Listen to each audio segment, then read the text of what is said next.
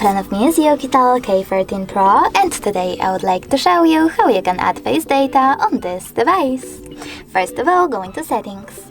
Now scroll down and choose Face Unlock section. After that, choose Enroll Face.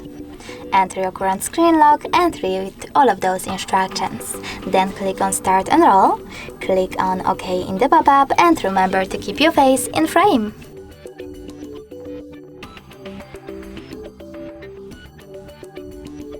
Following that, you can adjust all of those face unlocked settings however you wish to by tapping on all of those switchers, and when you're ready, click on Home button. Now when I turn off my screen and then turn it back on, I can see that face unlock is working properly.